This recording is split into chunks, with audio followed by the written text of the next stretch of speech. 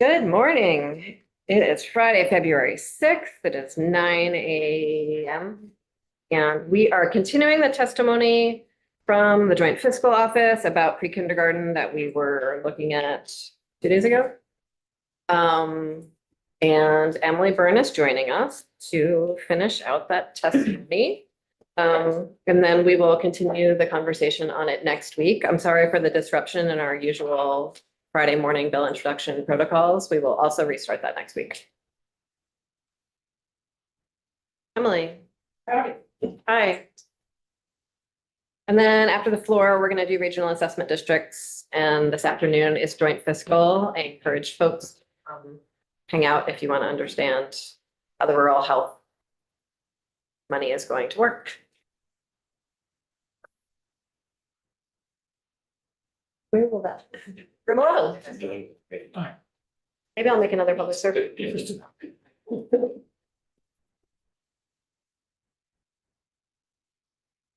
Right. Any windows?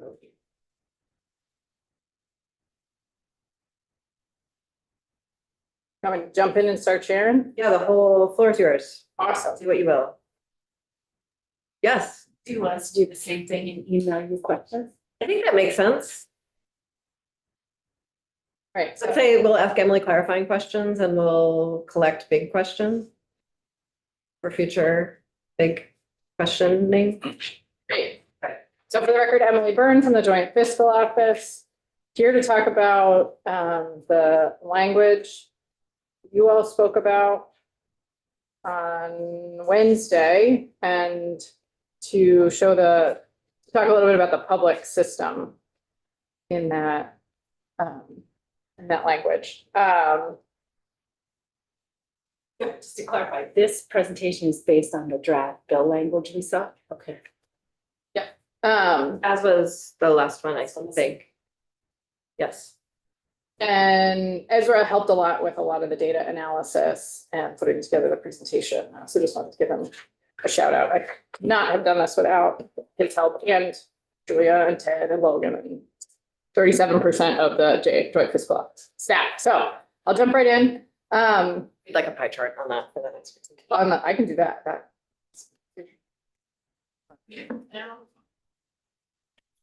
Had a computer. Oh. It's Friday. It's having a Friday morning thing. Okay, so high level, real quick, we're gonna go over universal pre-kindergarten, right? Remember how the program currently is structured and how it works. This is what we talked about 2 weeks ago, I think. Slides should look very familiar.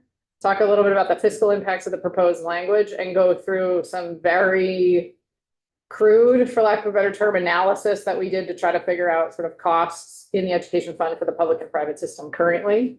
And then talk about some high level scenarios. So with the new language, what it would look like if universal pre-K was provided just in-house versus provided outside of the district versus sort of a hybrid of the two. Talk a little bit about statewide impacts and some general considerations.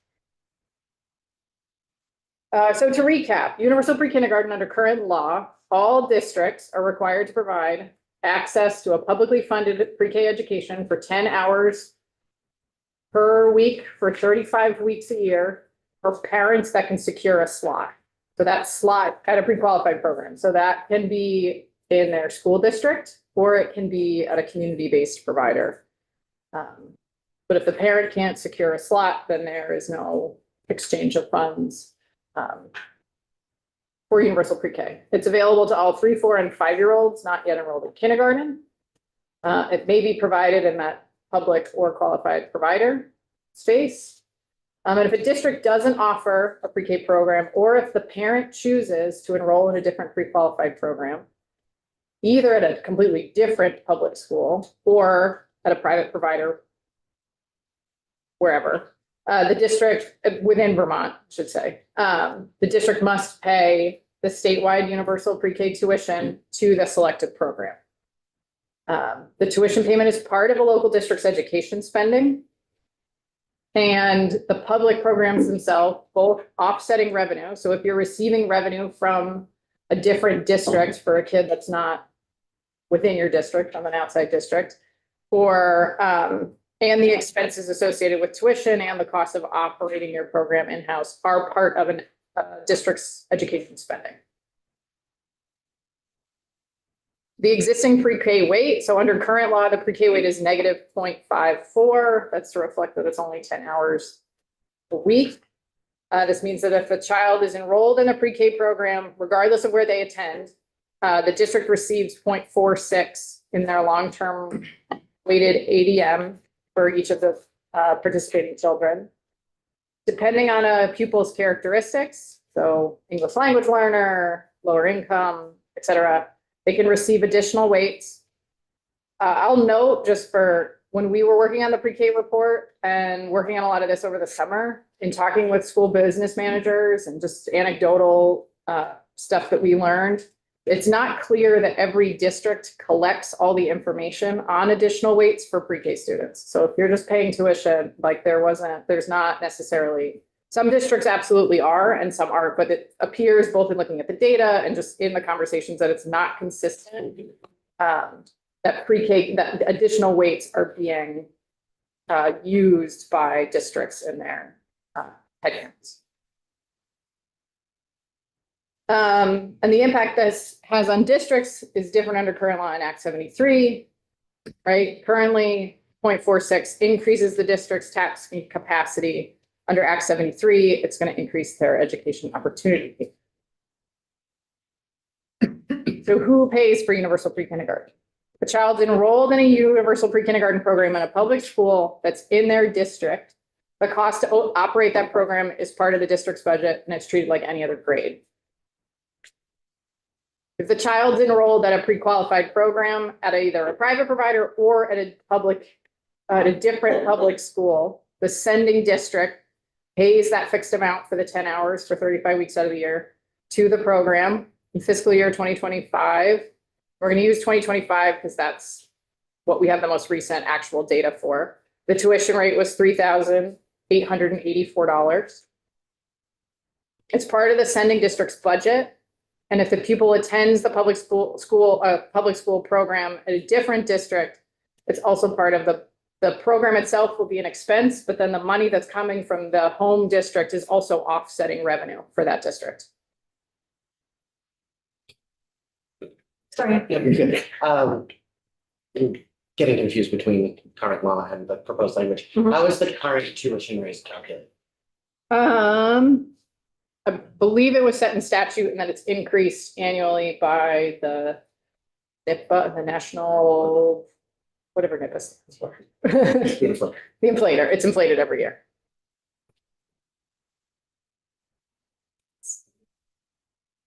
It was initially set based, if I recall, based on the cost of education in elementary schools.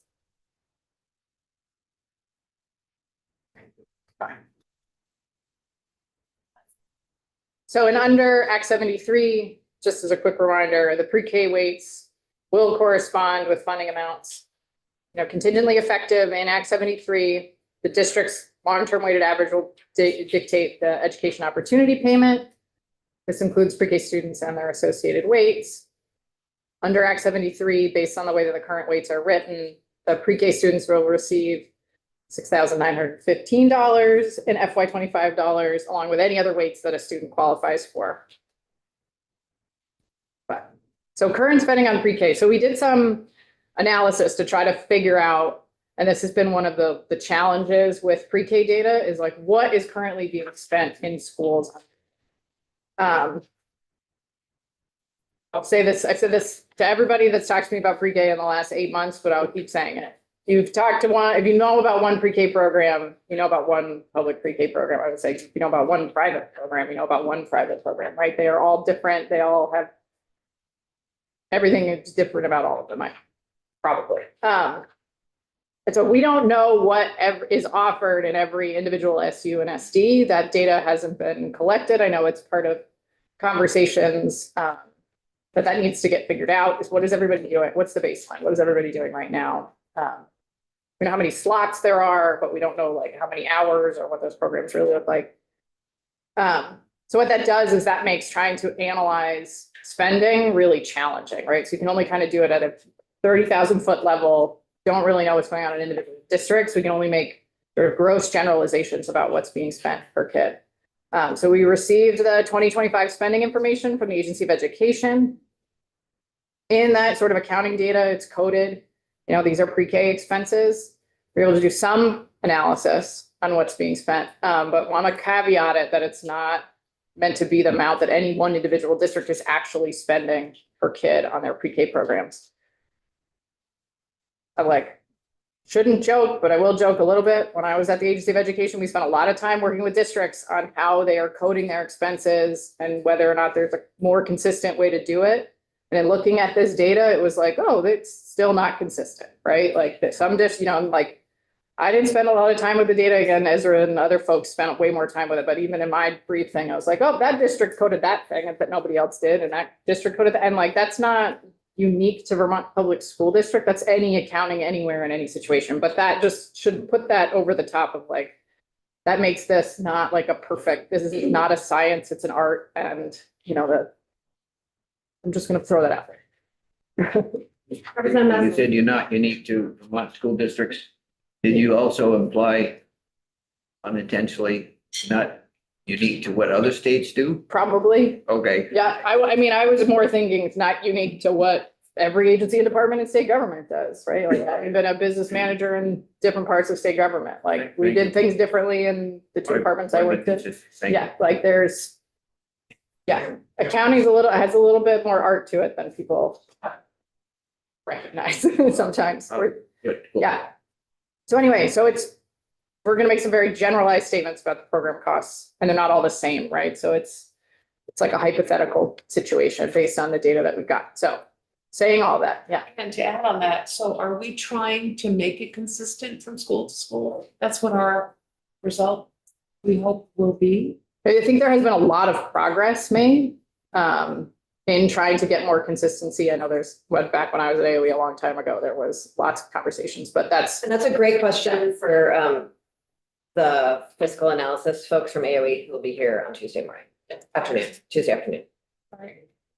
So what we did was we took universal pre-K expenditures from the data set from AOE. We have the estimated general education expenditure. So we excluded all of anything associated with special education, right? Because we're only talking about general education of pre-K students. So it's about $60 million of general education expenses for pre-K. And then we took out any related federal expenses. We're looking at just what is coming out of the education fund for pre-K. Expenses. Okay. Yeah. So, and the expenses are coded to the associated revenue costs, but we wanted to pull out the federal pieces. So there's about $11 million of federal funds being used for pre-K general education. So the remaining was $48.6 million on pre-K. There's a weird, okay. Yeah. I had to get like creative with PowerPoint, so I didn't show the whole table at once. So I could. Anyway, the estimated private, we then needed to back out the tuition payments so that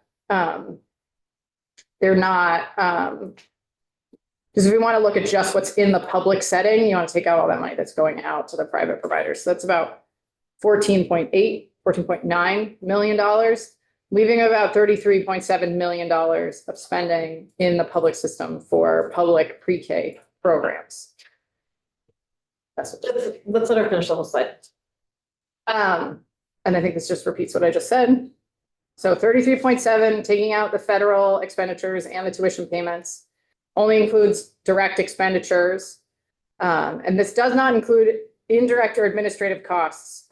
We're generally not accounted for here. This sort of alludes to the, like, everybody did it differently. Sometimes you would see some things that looked like in the data that looked like administrative costs, but it's not, you know, school districts don't like cost allocate their principal to everything or that sort of thing. So those sort of like general overhead operational things in districts are not accounted for in this. This is sort of the direct expenses associated with pre-kindergarten. That 14.86, is that coming from families? Or is that- No, that's the education payment to private providers for universal pre-K. So that doesn't come from. Doesn't come from, no, it comes from the local budgets. Okay. 3886 per student. You're jumping in. Sorry.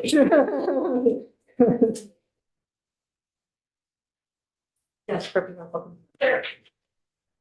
One of the things I do think we have to try to get a handle on are the indirect administrative costs, both at the local level and at the state level. And this is an unusual program in that it's a mandatory voucher program. So even a program that operates also has to pay tuition, which means that you have quite a bit of administrative costs. And did you see anything in the data that gives you ideas of what we should collect to be able to evaluate that? Not off the top of my head, but I can think on it.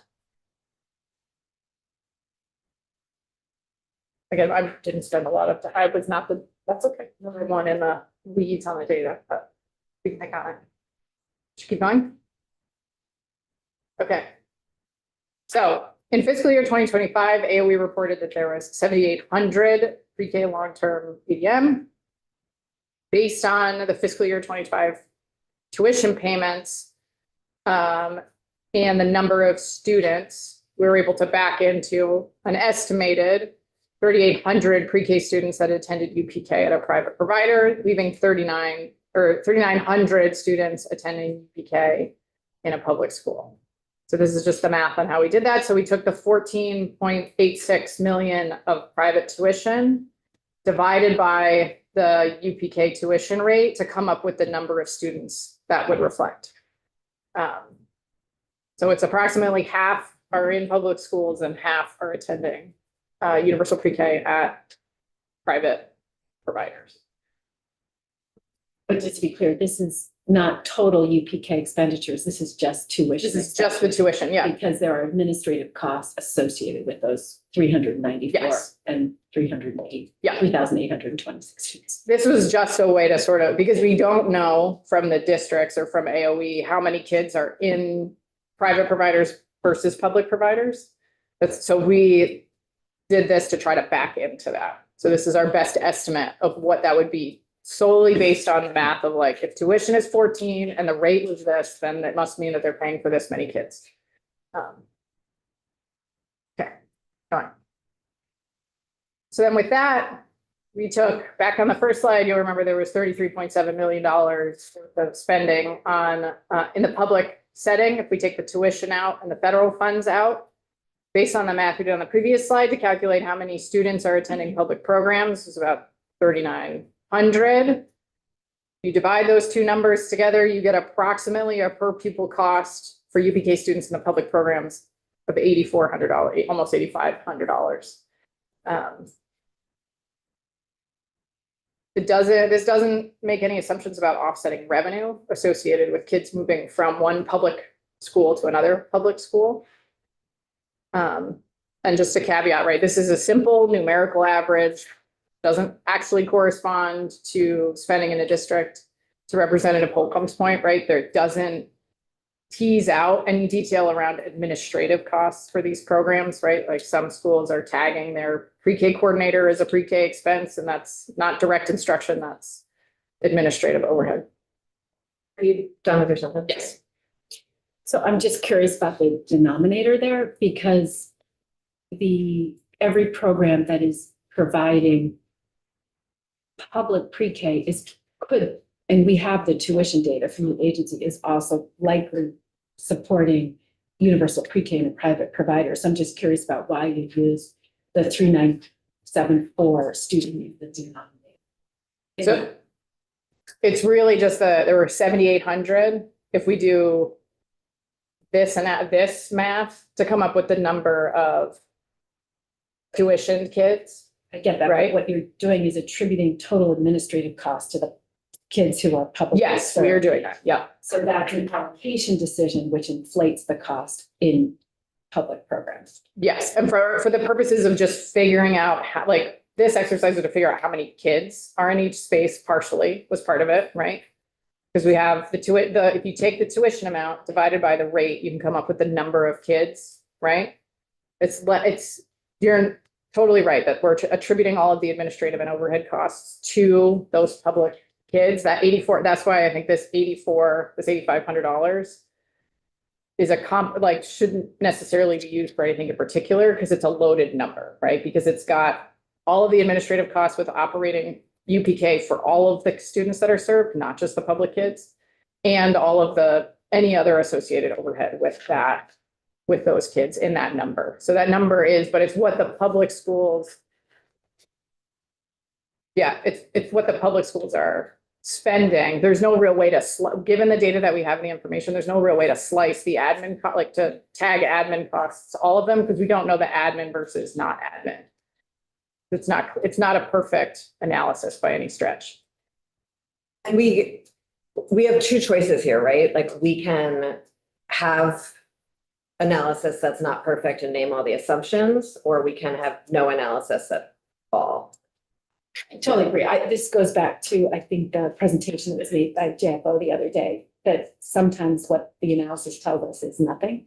And I just am naming this as an example of that. And I appreciate what you said, because it also is, we're allocating all the administrative costs for private providers into that number. The other thing we don't have is any sense of dosage. And we know that some public programs provide full day care. Yeah. But what we shouldn't assume is that, what we should not assume based on this data is that it costs $8,498 for 10 hours of public pre-K. And I just worry when that goes up there, that that's what people think. So I really appreciate your unpacking that. Yeah, no, you're absolutely right. Julie's gonna like doing one of these. Hello, Julia. Julie Reagan, Grand Fiscal Office. I'd also like to remind the committee, and going back a couple of slides when Emily was walking through what UPK expenditures we are and aren't looking at in the analysis. There are the indirect expenditures that have been not included in this analysis because Edgar was pulling the expenditures that have been specifically coded to UPK. So some of the other big picture expenditures that are just associated with education writ large are not being captured by these figures. Do you mean like building costs and like just having the school there and? For example, Yeah. yes, and other indirect expenditures, like if you go into the really weedy data set and you're looking at, to Emily's point, how things have been coded, they're coded very differently, and so across school districts, so there are indirect expenditures beyond building costs, and that's a great example that are not included. One moment. What are people's relationships to the announcements this morning? I have to be there. Sorry. Okay. Does anyone else have a strong relationship to the announcements this morning? External relationship to 9:30. Okay.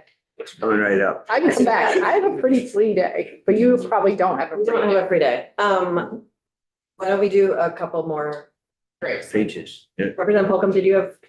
I just think that this is, I mean, I wish we had come farther on implementation of a common chart of accounts, but I think what we also know is that, I mean, the districts are incentivized or not incentivized to collect certain data based on how they are supporting universal pre-K. And so if we're going to make policy decisions, this is another area where I wonder if what we should be thinking about is what is the data we actually need to specify that needs to be collected in order to have any sense or ability to estimate the impact of policy changes, right?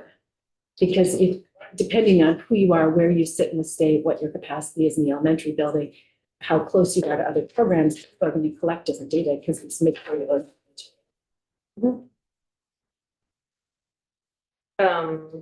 Representative Bodie and Representative Wozniak, why don't you remove yourself and we will continue going? Because it seems like we're at a natural transition. We are at an absolute. Okay, so looking at the new language that was proposed for public providers, so some of the fiscal impacts. Mandates the UPK coordinator at each supervisory union. Do you want me to keep going?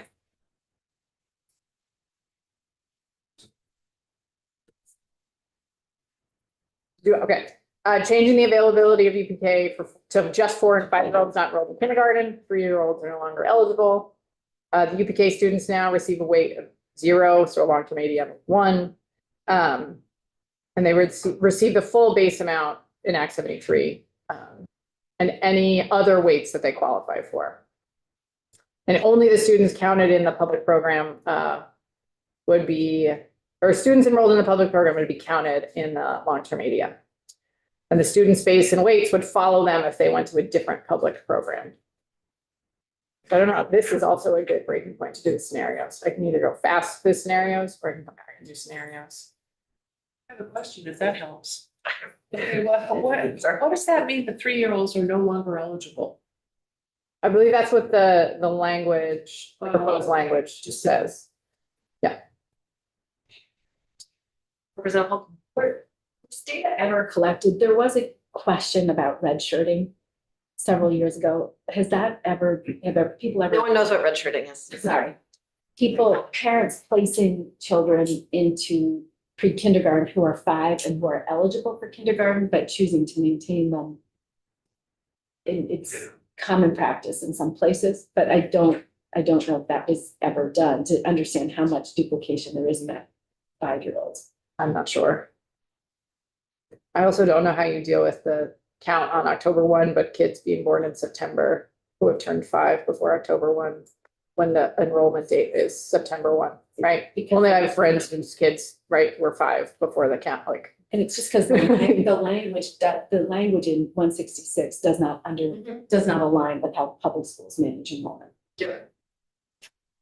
Representative Muslim? Yeah, just a brief anecdote for the day being football weekend. Redshirting frequently happens when the students get a 5th year of eligibility in college. They To be get. clear, I did know what redshirting was, and so it was helpful to. I just thought I'd add this out. There, you know. Under no child and people liked it because you could raise your third grade test scores by redshirting. Tell you the truth. Okay. well, I think we're gonna stop there and we'll have you back, Emily. Thank you. Okay, well, okay, good. It's mostly because I just want to come back. And I tried to not talk at a million miles an hour. It's trying to be intentional. It's important work in the